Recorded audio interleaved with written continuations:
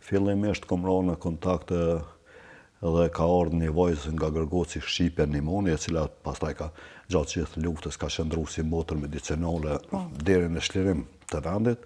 Është nga fshati Gërgoc, ka ardhur këtu. Motër medicinale, nuk ka pas ndonjë provojë me plagët e luftës, po si gjithë motrat medicinale. Pastaj kom ra në kontakt me Drëniz dhe kom siguru një doktor, Fadil Beka, ka qenë gjatë gjithë luftës, mjek i luftës, pastaj ka qenë edhe deputet në Parlamentin e Kosovës. E kanë ardhur diku ndoshta 8-9 mbrëmje, kanë rrinë me ardhur prej Likosit tu. I kemë dhënë ndihmën e para mushit ato trajtimet në ato rrethona. Ka qenë një plagë shumë e rëndë.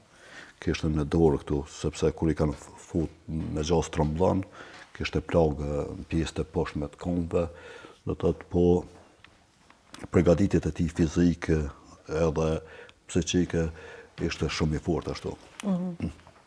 Ata kanë arritur me dalë nga fshati Gullazhan, unë kom siguru një transport diku 50% rrugës për shkak se Ramushi ishte plagosur dhe ishte e zërshme, po edhe mundohej plaga, sepse ishte në pjesë të këmbës duke ecur. E kam marrë me makinë deri këtu dhe pastaj kanë rrugë krejt rrjedha e luftës shlirimtare. Dulëm nga ajo guerile që ishte para po në një luftë frontale.